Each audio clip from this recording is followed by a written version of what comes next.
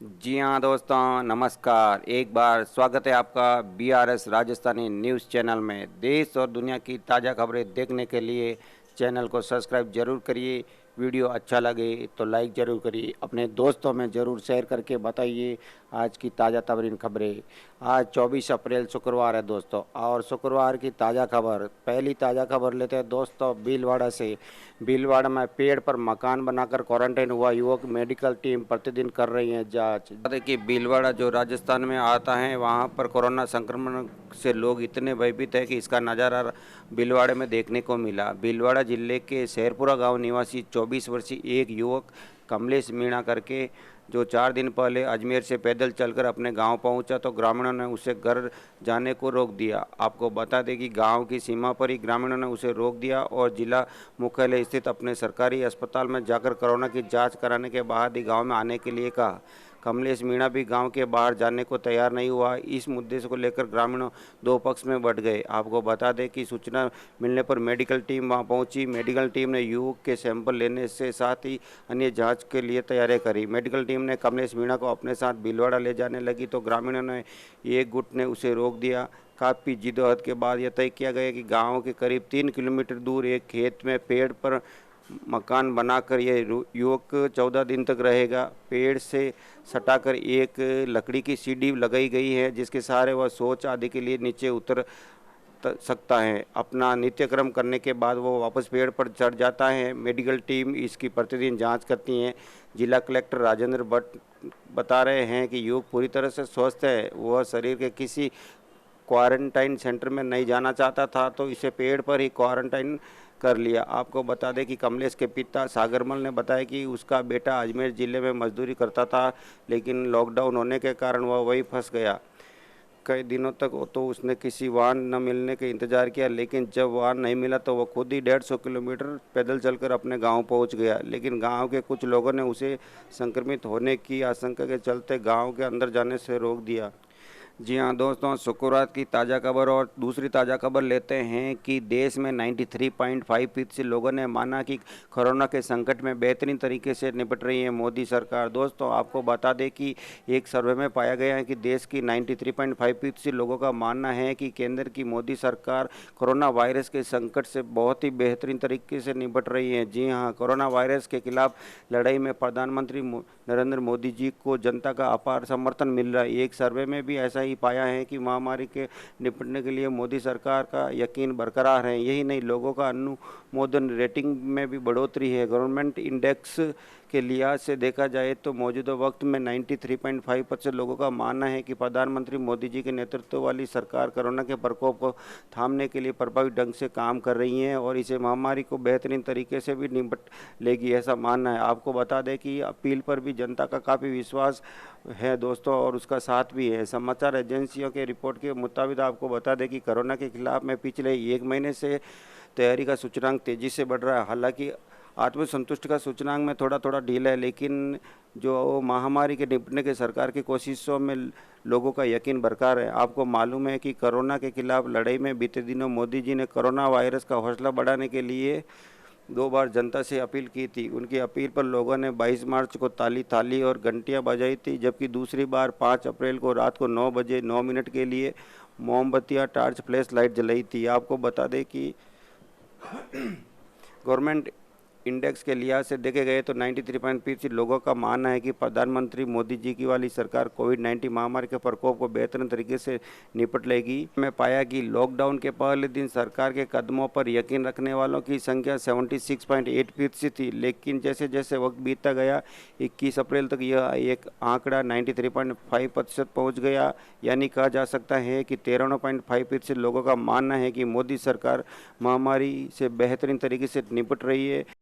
इसी के साथ में शुक्रवार की ताज़ा और तीसरी खबर लेते हैं दोस्तों कि मध्य प्रदेश, जी हाँ, निजी और सरकारी स्कूलों में 1 मई से 7 जून तक रहेगा गर्मी की छुट्टियों का अवकाश। जी हाँ दोस्तों, आपको बता दें कि मध्य प्रदेश सरकार ने प्रदेश में निजी और सरकारी स्कूलों में 1 मई से 7 जून तक ग्रीष्मकालीन अवकाश की घोषणा की है। इस संबंध में स्कूल शिक्षा विभाग ने आदेश जारी करते हुए कहा है दोस्तों कि गर्मी की छुट्टियों की अवधि में कटौती कर दी गई है।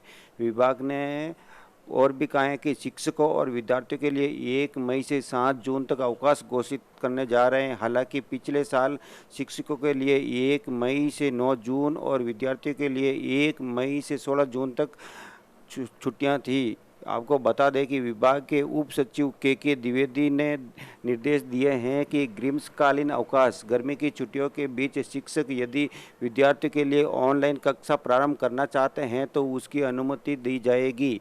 जो विद्यार्थी स्मार्टफोन न होने या अन्य किसी कारण से कक्षा में शामिल नहीं हो पाए तो वो शिक्षक स्कूल खुलने तक अतिरिक्त कक्षाएं लगाकर उसे पढ़ाएंगे। स्कूल द्वारा ऑनलाइन कक्षाएं आयोजित करने पर कोई अतिरिक्त शुल्क नहीं दिया जाएगा। आपको बता दें कि मध्य प्रदेश की सरकार ने कॉलेजों के प्रोफेसरों को ग्रीष्मकालीन अवकाश निरस्त कर दिए हैं। उच्च शिक्षा विभाग के अन्य संबंध में गुरुवार को आदेश जारी किया था। आदेश के मुताबिक उच्च शिक्षा विभाग के प्रदेश के निजी और सरकारी कॉलेजों में 18 मई से 26 जून तक ग्रीष्मकालीन अवकाश घोषित किए गए थे, लेकिन पिछले दिनों राजभवन में हुई बैठक में यह निर्णय लिया गया है कि 3 मई को लॉकडाउन समाप्त होने के बाद प्रवेश प्रक्रिया और कॉलेज में परीक्षाएं शुरू हो सकती हैं। इस वजह से प्रोफेसरों के ग्रीष्मकालीन अवकाश निरस्त किए जा रहे हैं। हालांकि इस दौरान प्रोफेसरों को जरूरत होने पर अर्जित अवकाश की पात्रता रहेगी। वहीं खेल अधिकारी और लाइब्रेरियन के अवकाश को लेकर संस्था प्रमुख निर्णय लेने के लिए स्वतंत्र रहेंगे। अब शुक्रवार की ताज़ा खबर में चौथी खबर भी आप मध्य प्रदेश से है दोस्तों कि मध्य प्रदेश के सरकारी कर्मचारियों को महंगाई भत्ता नहीं मिलेगा। जी हाँ दोस्तों, आपको बता दें कि कोरोना के कारण पैदा हुए हालातों को देखते हुए केंद्र सरकार के बाद अब मध्य प्रदेश की सरकार भी 2020 के साथ जनवरी 2021 के महंगाई भत्ते और महंगाई राहत की वृद्धि नहीं करेगी। आपको बता दें कि हालांकि 20 जून 2019 में बढ़ाया गया 5% भत्ता वित्तीय स्थिति अच्छी होने पर दिया जाएगा। आपको मैं शुक्रवार की ताज़ा खबर और शुक्रवार की 5वीं ताज़ा खबर है दोस्तों कि केंद्रीय कर्मचारियों के डीए पर कैची। आपको बता दें कि जुलाई 21 तक नहीं मिलेगा महंगाई भत्ता। कोरोना वायरस के बीच केंद्र सरकार का फैसला है कि 2021 तक नहीं बढ़ेगा केंद्रीय कर्मचारियों का डीए। देश में कोरोना संकट की वजह से अर्थव्यवस्था पर भी बड़ा असर पड़ रहा है। इस बीच गुरुवार को भारत सरकार ने बड़ा फैसला लिया है। फैसले के अनुसार केंद्रीय कर्मचारियों को मिलने वाले डीए यानी महंगाई भत्ता की बढ़ी हुई इंस्टॉलमेंट नहीं मिलेगी। आपको बता दें कि महंगाई भत्ता पर पूर्णतः रोक लगाई गई है जो 2021 तक जारी रह गई। वित्त मंत्रालय की ओर से जारी किए गए आदेश अनुसार 1 जनवरी 2020 में जो केंद्रीय कर्मचारियों और पेंशन धारकों को डीए की इंस्टॉलमेंट मिलने वाली थी उस पर रोक लगा दी गई है। वही 1 जुलाई 2020 से 1 जनवरी 2021 से मिलने वाली अतिरिक्त इंस्टॉलमेंट पर भी रोक लगा दी गई है। इस इंस्टॉलमेंट पर रोक लगाने का मतलब सीधा है कि सरकार को 37,000 करोड़ रुपए की बचत होने की संभावना है। इसके आगे क्या फैसला होगा यह 1 जुलाई 2021 को साफ होगा। ये आदेश केंद्रीय कर्मचारियों और केंद्र सरकार द्वारा पेंशन पाने वाले कर्मचारियों पर लागू होगा है। कोरोना वायरस की संकट केंद्र सरकार की ओर से जो योजना में कटौती की रही, इसके पहले गुरुवार को ही रक्षा बजट में कटौती की गई। वहाँ एक नए प्रोजेक्ट की खरीद को कुछ वक्त के लिए रोकने की बात भी कही गई थी। इस फैसले का असर राफेल विमान और S-400 मिसाइल सिस्टम को खरीदने पर भी पड़ा है। इसके पहले भारत सरकार ने प्रधानमंत्री, राष्ट्रपति, सांसद, मंत्रियों की सैलरी 30% की कटौती की गई थी। इतना ही नहीं, सांसद निधि के फंड को भी 2 साल के लिए निरस्त किया गया था। आपको बता दें कि वायरस के संकट के चलते देश में 40 दिनों से लॉकडाउन है जिसके कारण अर्थव्यवस्था पूरी तरह से चौपट है। सब कुछ बंद है। इसका सीधा असर जीडीपी और रेवेन्यू पर भी पड़ रहा दिखाई दे रहा है। में शुक्रवार यानी आज की ताज़ा और छठी खबर दोस्तों की कोरोना संकट के बीच गरीबों के लिए मोदी सरकार ने उठाए बहुत बड़े बड़े कदम। जी हाँ दोस्तों, आपको बता दें कि कोरोना संकट के बीच प्रभावित लोगों की मदद के लिए कई प्रकार की सरकारी योजनाएं मोदी सरकार चला रही है। गुरुवार को वित्त मंत्रालय ने एक तरह से लेखा जोखा पेश किया जिसमें बताया कि सरकार ने कोरोना का प्रभाव कम करने के लिए गरीबों पर अब तक कितना खर्च किया है। आंकड़ों के मुताबिक प्रधानमंत्री गरीब कल्याण योजना के तहत 33 करोड़ रुपए अधिक गरीबों को 31,235 करोड़ रुपए वित्तीय सहायता में दी गई है, जिसमें 20.05 करोड़ महिलाओं के जनधन खाते में 10,025 करोड़ रुपए भेजे जा चुके हैं। लगभग 2.82 करोड़ रुपए वृद्ध विधवाओं और दिव्यांगों को और 1405 करोड़ रुपए दिए जा चुके हैं। मोदी सरकार ने कहा है कि पिछले महीने पीएम किसान योजना के तहत किस्त के तहत 8 करोड़ किसानों को 16,146 करोड़ रुपए ट्रांसफर किए गए हैं। वहीं 2.17 करोड़ बिल्डिंग और कंस्ट्रक्शन के जुड़े मजदूरों को और 3,457 करोड़ रुपए की वित्तीय मदद दी जा चुकी है। इसके साथ ही मोदी सरकार ने 15,000 रुपये से कम वेतन वाले कामगारों के पीएफ खातों में 162 करोड़ रुपए ट्रांसफ़र कर दिए। इसका फ़ायदा पीएफ योजना के रूप में 68,775 रुपये प्रतिष्ठानों को मिला। इसके साथ ही मोदी सरकार ने 10.6 लाख कर्मचारी को फ़ायदा मिला। वित्त मंत्रालय की माने तो जनधन खाताओं में 1 अप्रैल 2020 तक 1,19,680 करोड़ रुपए जमा किए जा चुके हैं। इसके बाद सरकार ने महिलाओं के खाते में 500 रुपये डाले हैं, जिसमें 8 अप्रैल को 38.12 करोड़ खातों में रकम जमा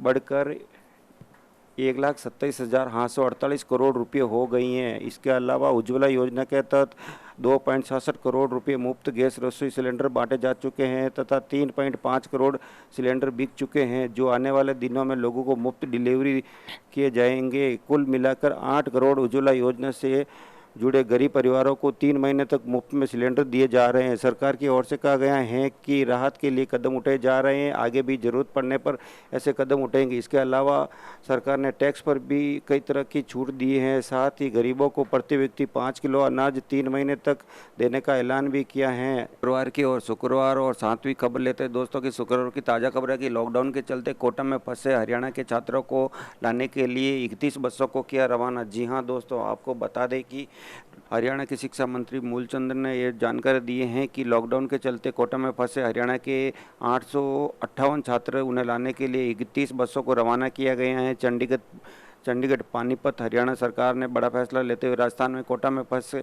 हुए 858 छात्रों को लाने के लिए रोडवेज बसें भेजी हैं। इसके लिए रेवाड़ी और नारलोन डिपो से हरियाणा रोडवेज की 31 बसें गई हैं। इसकी जानकारी हरियाणा के परिवहन मंत्री मूलचंद शर्मा ने दी है। आपको बता दें कि कोटा कोचिंग का हब है। यहाँ हरियाणा के बहुत से छात्र कोचिंग के लिए जाते हैं। लॉकडाउन के चलते 858 छात्र फंसे हुए हैं। सरकार ने उन्हें अपने घर तक पहुँचाने का फैसला लिया है, जिनके चलते कल गुरुवार को हरियाणा रोडवेज की बसें डिपो से 16 व नारनेल डिपो से 15 बसें कोटा के लिए रवाना किया गया था। इसके अलावा कुछ बसों को आरक्षित भी रखा गया। जरूरत पड़ी तो शुक्रवार को अतिरिक्त बसें भेजने का भी निर्णय लिया जा सकता है। बसें शुक्रवार को वहां से वापस आएगी। इन बच्चों को उनके घरों तक छोड़ा जाएगा।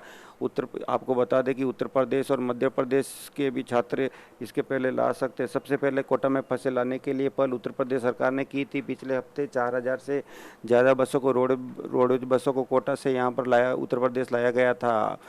आज शुक्रवार है और शुक्रवार की 8वीं ताज़ा खबर आपको बता दें कि कोरोना का स्टार्टअप कंपनियों पर असर ओलो, ओयो, उबर जैसी कंपनियों के लिए हो सकती है बड़ी मुसीबत। जी हाँ दोस्तों, आपको बता दें कि कोरोना का स्टार्टअप कंपनियों पर भारी असर रहेगा, क्योंकि इसको सोशल डिस्टेंसिंग का लंबे समय तक पालन करना होगा। लोग पब्लिक ट्रांसपोर्ट और बाहर जाने से बचेंगे। फंडिंग नहीं मिलने से ज़्यादातर कंपनियों पर दबाव रहेगा। आपको बता दें कि मुंबई कोविड-19 का असर अब उन स्टार्टअप कंपनियों के समक्ष दिखना शुरू हो गया जो अभी तक पिछले 2 हफ्ते या 2 महीने से बिजनेस को आगे चलाने के लिए पॉजिटिव दिख रही थी। लेकिन अब इन कंपनियों का मानना है कि अब आगे बड़े पैमाने पर कर्मचारियों की छंटनी की जा सकती है। ओयो जैसी हॉस्पिटैलिटी पर असर। ओयो के सीईओ रितेश अग्रवाल ने बुधवार को टाउन हॉल में अपने कर्मचारियों के साथ एक मीटिंग में कहा है कि कंपनी थोड़े समय के लिए कुछ कर्मचारी को बिना वेतन छुट्टी पर भेज सकती है। इन कर्मचारी को 4 महीने से छुट्टी पर भेज सकती हैं। बता दें कि देश भर में 8 मई तक लॉकडाउन है, इसलिए कंपनी 4 मई से भारतीय कर्मचारी को छुट्टी पर भेजने का फैसला लिया है। बिगड़ते हालत के कारण ऐसा फैसला लेना पड़ रहा है। आपको बता दें कि रितेश अग्रवाल ने बताया है कि हमारे लिए बहुत ही मुश्किल का समय है। बिगड़े हालत के कारण हमें यह फैसला लेना पड़ रहा है। कर्मचारी के वेतन में 25% कटौती का भी फैसला लिया है और यह फैसले अप्रैल से जुलाई तक के लिए सभी कर्मचारियों की सैलरी पर लागू हो गए। कंपनी इसके साथ ही अगली ताज़ा खबर लेते हैं दोस्तों। अगली 9वीं ताज़ा खबर है आप सभी के लिए है कि जो 10वीं पास है उसके लिए सरकार नौकरी लेके आ रही है। जी हाँ, हम आपको बता रहे हैं कि 10वीं पास जो उम्मीदवार सरकारी नौकरी के इच्छुक है उसके लिए एक सुनहरा मौका भारतीय सरकार लेके आई है। भारतीय डाक विभाग ने उत्तर प्रदेश पोस्टल सर्कल सेवा में 951 पदों पर भर्ती निकाली। यहाँ बता दें कि इच्छुक और योग्य उम्मीदवार इस भर्ती के लिए अब 7 मई 2020 तक आवेदन कर सकते हैं। विभाग के आवेदन की अंतिम तिथि बढ़ा दी गई है। पूर्व में ऑनलाइन आवेदन की अंतिम तिथि 22 अप्रैल 2020 थी, उसे अब बढ़ा दी गई। डाक विभाग में इस भर्ती को लेकर स्पष्ट किया गया है कि इसके तहत ग्रामीण डाक सेवक के 3,951 पदों की नियुक्ति की जाएगी। उम्मीदवार के लिए 10वीं कक्षा पास की न्यूनतम शैक्षणिक श्रेणी रखी गई है। 10वीं कक्षा में मिले मार्क्स के आधार पर मेरिट बनाई जाएगी और उसके आधार पर